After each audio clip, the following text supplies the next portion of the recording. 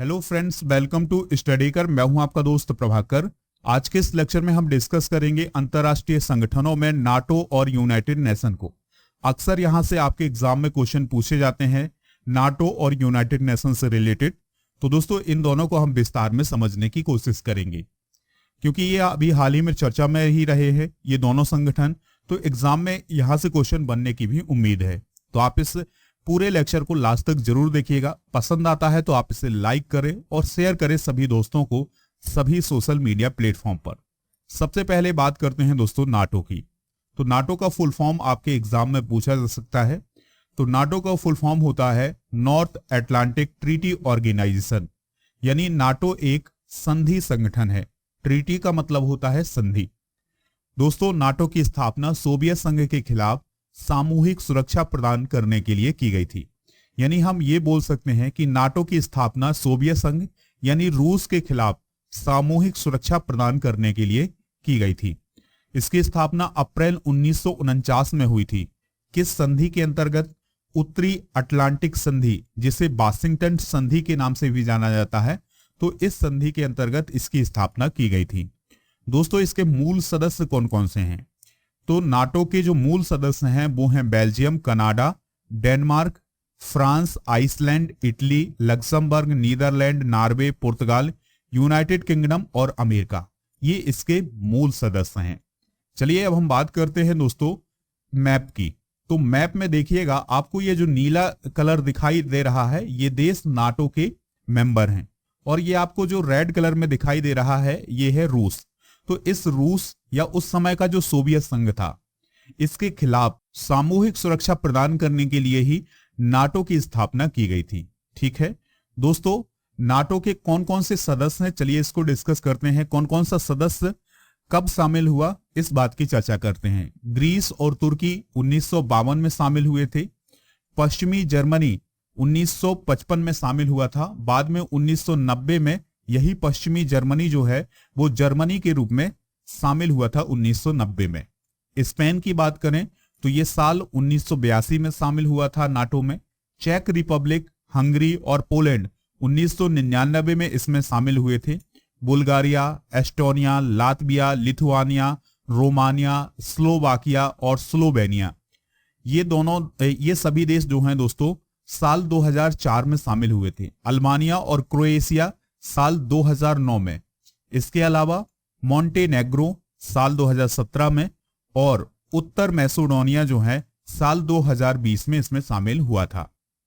ठीक है, तो ये फिलहाल जानकारी आप नोट जरूर करिएगा। देखिए दोस्तों, नाटो का मुख्यालय कहां है? तो नाटो का मुख्यालय है ब्रुसेल्स, बेल्जियम में।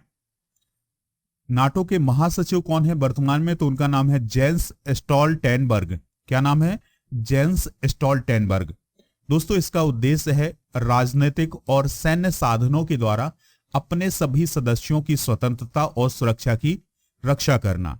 यानी इसका अर्थ यह है कि दोस्तों नाटो के जितने भी मेंबर हैं उन सभी की सुरक्षा की रक्षा करना इस संगठन का प्रमुख उद्देश्य है।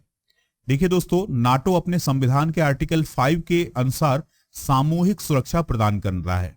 इस सामूहिक सुरक्षा से मतलब क्या है? देखिए दोस्तों, नाटो के जितने भी मेंबर हैं उनमें से अगर एक भी मेंबर को कोई दूसरा देश आक्रमण करता है तो इसमें यह समझा जाता है कि यह आक्रमण सभी देशों पर एक साथ आक्रमण हुआ है और फिर ये सभी देश एक साथ मिलकर के उस देश का मुकाबला करते हैं। तो इसे कहा जाता है सामूहिक सुरक्षा। ठीक है दोस्तों, तो जो नाटो है वो सामूहिक सुरक्षा के सिद्धांत पर काम करता है और इसका जो संविधान है इसके आर्टिकल 5 में सामूहिक सुरक्षा की बात की गई है। चलिए फ्रेंड्स, अब हम बात करते हैं यूनाइटेड नेशन की। तो यूनाइटेड नेशन की स्थापना 24 अक्टूबर 1945 को हुई थी। इसके लिए 26 जून 1945 को यूनाइटेड नेशन चार्टर पर हस्ताक्षर किए गए थे। देखिए दोस्तों, एक चार्टर आया था जिसे यूनाइटेड नेशन चार्टर कहा जाता है। वो कब आया था? 26 जून 1945 को। और इस चार्टर पर सभी देशों ने हस्ताक्षर किए थे उस समय। और फिर इसके बाद यूनाइटेड नेशन की स्थापना 24 अक्टूबर 1945 को हुई थी। इसलिए 24 अक्टूबर को यूनाइटेड नेशन डे भी मनाया जाता है। वर्तमान में इसमें शामिल सदस्यों की जो संख्या है वो है 193, यानी 193 देश जो हैं वो संयुक्त राष्ट्र में शामिल हैं। संयुक्त राष्ट्र के जो कार्य हैं वो हैं अंतरराष्ट्रीय शांति और सुरक्षा को बनाए रखना और ह्यूमन राइट्स की रक्षा करना, मानवीय सहायता पहुंचाना, सतत विकास को बढ़ावा देना। इसके अलावा अंतरराष्ट्रीय कानून का भली भांति कार्यान्वयन करना इसके कार्य है। ठीक है दोस्तों, यानी संयुक्त राष्ट्र जो है वो अंतरराष्ट्रीय शांति और सुरक्षा के लिए काम करता है। इसके अलावा जो देशों में ह्यूमन राइट्स होते हैं उनकी रक्षा करना भी संयुक्त राष्ट्र का काम होता है। कहीं भी मानवीय सहायता पहुंचाना हो तो संयुक्त राष्ट्र का काम होता है। सतत विकास को बढ़ावा देना, डेवलपमेंट को बढ़ावा देना। इसके अलावा अंतरराष्ट्रीय कानून जो बने हुए हैं उनका भली भांति प्रकार से क्रियान्वयन हो, यानी वो सही तरीके से लागू हो, ये काम भी किसका है? संयुक्त राष्ट्र का है। देखिए दोस्तों, संयुक्त राष्ट्र के 6 अंग होते हैं, तो ये 6 अंग जरूर याद रखिएगा। संयुक्त राष्ट्र महासभा, सुरक्षा परिषद, संयुक्त राष्ट्र आर्थिक एवं सामाजिक परिषद, संयुक्त राष्ट्र न्यास परिषद, अंतर्राष्ट्रीय न्यायालय और संयुक्त राष्ट्र सचिवालय। ये सभी जो हैं संयुक्त राष्ट्र के अंग हैं। तो अगर आपसे एग्जाम में पूछा जाता है कि संयुक्त राष्ट्र के कितने अंग हैं, तो 6 अंग हैं। सबसे महत्वपूर्ण है संयुक्त राष्ट्र महासभा। तो दोस्तों हम इन 6 अंगों को भी डिस्कस करेंगे। 6 अंगों की स्थापना 1945 में ही हुई थी, याद रखना है आपको। ठीक है, अगर आपसे कभी भी क्वेश्चन पूछा जाए कि संयुक्त राष्ट्र महासभा की स्थापना कब हुई थी, तो 1945 में ही हुई थी। सुरक्षा परिषद, संयुक्त राष्ट्र आर्थिक एवं विकास परिषद, संयुक्त राष्ट्र न्यास परिषद, अंतर्राष्ट्रीय न्यायालय और संयुक्त राष्ट्र सचिवालय, इन सब की स्थापना 1945 में ही की गई थी। चलिए अब हम बात करते हैं दोस्तों संयुक्त राष्ट्र महासभा की, यानी यूनाइटेड नेशन जनरल असेंबली की। तो संयुक्त राष्ट्र महासभा संयुक्त राष्ट्र का महत्वपूर्ण अंग होता है। यहाँ विचार विमर्श, नीति निर्धारण जैसे कार्यों के लिए उत्तरदायी थे।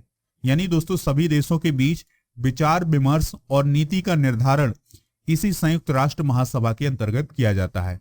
संयुक्त राष्ट्र महासभा में जो 193 देश हैं, इन सभी का प्रतिनिधित्व होता है, यानी इन सभी देशों के रिप्रेजेंटेटिव जो हैं इसमें उपस्थित होते हैं। दोस्तों जो संयुक्त राष्ट्र महासभा होती है उसका एक अध्यक्ष भी होता है और ये इस अध्यक्ष का कार्यकाल 1 साल के लिए होता है। और इस अध्यक्ष का चुनाव कौन करता है? तो इस अध्यक्ष का चुनाव संयुक्त राष्ट्र महासभा के द्वारा किया जाता है। तो जो 193 मेंबर होते हैं उन्हीं में से एक सदस्य को अध्यक्ष बनाया जाता है। तो दोस्तों अभी वर्तमान में ससाबा करोसी जो हैं वो वर्तमान में प्रेसिडेंट हैं संयुक्त राष्ट्र महासभा के। संयुक्त राष्ट्र महासभा की जो ऑफिशियल लैंग्वेज हैं वो कौन कौन सी हैं? कई बार एग्जाम में भी पूछा गया है ये क्वेश्चन। तो अंग्रेजी, चीनी, रूसी, फ्रांसीसी, स्पेनी और अरबी, ये सभी संयुक्त राष्ट्र महासभा की ऑफिशियल लैंग्वेज हैं। चलिए दोस्तों अब हम बात करते हैं सिक्योरिटी काउंसिल की, यानी सुरक्षा परिषद की। तो दोस्तों इसका नाम ही है सुरक्षा परिषद, तो इसका काम भी सुरक्षा होगा। ठीक है दोस्तों, तो इसका प्रथम काम है अंतरराष्ट्रीय शांति और सुरक्षा करना। ठीक है दोस्तों, तो सुरक्षा परिषद का जो प्रमुख काम है वो अंतरराष्ट्रीय शांति और सुरक्षा करना है। इसके 5 स्थायी सदस्य हैं और 10 गैर स्थायी सदस्य हैं। तो अगर आपके एग्जाम में पूछा जाता है क्वेश्चन कि सुरक्षा परिषद में कुल कितने मेंबर होते हैं, तो आपको बताना है 15 मेंबर होते हैं। स्थायी सदस्य कितने हैं? तो 5 इसके स्थायी सदस्य हैं और 10 इसके गैर स्थायी सदस्य हैं। और जो गैर स्थायी सदस्य होते हैं इनका कार्यकाल 2 साल का होता है। यानी गैर स्थायी सदस्य के रूप में अगर कोई भी मेंबर चुना जाता है तो उसका कार्यकाल 2 साल का होगा। बाकी दोस्तों जो 5 स्थायी सदस्य हैं इनका कोई कार्यकाल नहीं है। 5 स्थायी सदस्य कौन कौन है? चाइना है, फ्रांस है, रूस है, यूनाइटेड किंगडम है और संयुक्त राज्य अमेरिका है। तो ये 5 कंट्री जो हैं वो सुरक्षा परिषद की स्थायी सदस्य हैं। गैर स्थायी सदस्य अभी वर्तमान में कौन है? क्योंकि ये हर 2 साल के बाद बदल जाते हैं। तो अभी वर्तमान में Albania, Brazil, Gabon, Ghana, Bharat, Ireland, Kenya, Mexico, Norway और संयुक्त अरब अमीरात, ये सभी सुरक्षा परिषद के गैर स्थायी सदस्य हैं। इनका कार्यकाल 2 साल का होता है। चलिए फ्रेंड्स अब हम बात करते हैं आर्थिक एवं सामाजिक परिषद की। तो यह समन्वय, नीति समीक्षा, नीतिगत संवाद, आर्थिक और सामाजिक एवं पर्यावरणीय मुद्दों पर जो सिफारिशें होती हैं उसको अंतर्राष्ट्रीय स्तर पर लक्ष्यों के कार्यान्वयन हेतु प्रमुख निकाय है। यानी दोस्तों आर्थिक एवं सामाजिक परिषद का काम होता है नीति की समीक्षा करना, नीति पर बात करना, आर्थिक और सामाजिक और पर्यावरणीय मुद्दों पर सिफारिश करना। इसमें महासभा द्वारा 3 वर्ष की अवधि के लिए 54 सदस्य निर्वाचित किए जाते हैं। कितने सदस्य दोस्तों? 54 सदस्य निर्वाचित किए जाते हैं। दोस्तों न्यास परिषद या ट्रीटीशिप काउंसिल की बात करते हैं तो इसकी स्थापना 1945 में हुई थी और संयुक्त राष्ट्र के चार्टर के अध्याय 8 के तहत इसकी स्थापना की गई थी। दोस्तों न्यास परिषद के 5 सदस्यों में सुरक्षा परिषद के 5 स्थायी सदस्य ही शामिल होते हैं। यानी जो इसकी ट्रीटीशिप काउंसिल होती है, इसमें जो सुरक्षा परिषद के 5 स्थायी सदस्य होते हैं वही इसके भी सदस्य होते हैं। इसकी स्थापना ऐसे न्यास प्रदेशों के पर्यवेक्षण हेतु की गई है जहां द्वितीय विश्व युद्ध की समाप्ति के बाद स्वायत्त शासन की शुरुआत नहीं हो सकी है। चलिए इस बात को हम समझते हैं। देखिए दोस्तों, जब द्वितीय विश्व युद्ध हुआ तो कई ऐसे क्षेत्र रहे हैं जहां पर उनका खुद का शासन अभी तक स्थापित नहीं हो सका है, तो वहां पर पर्यवेक्षण करने का काम, वहां की देखरेख करने का काम किसका होता है? न्यास परिषद का होता है। इसके वर्तमान में प्रेसिडेंट हैं नथाली ब्रॉडहर्ट्स स्टीबल। चलिए फ्रेंड्स, अब हम बात कर लेते हैं अंतरराष्ट्रीय न्यायालय की। तो अंतरराष्ट्रीय न्यायालय संयुक्त राष्ट्र का एक न्यायिक अंग है और इसका काम ही है न्याय देना।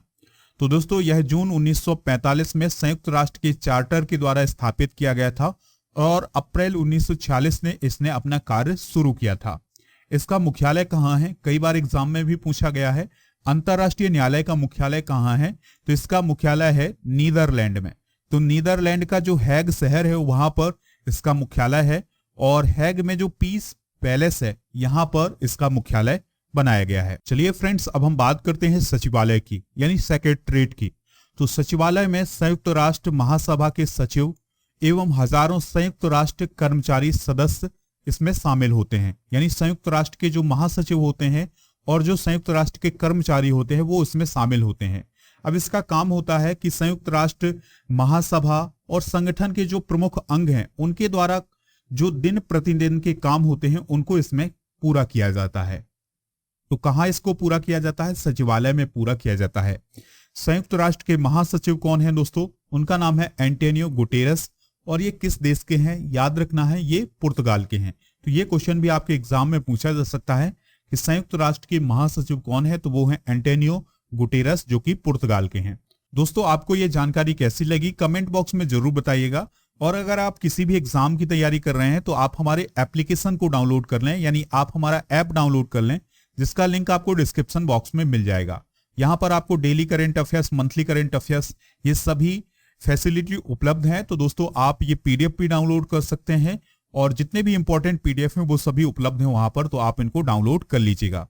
लेक्चर पसंद आया हो तो आप इसे लाइक करें और इस लेक्चर के बारे में आप जो भी फीडबैक देना चाहें वो आप कमेंट बॉक्स में जरूर बताइए। जय हिंद, वंदे मातरम।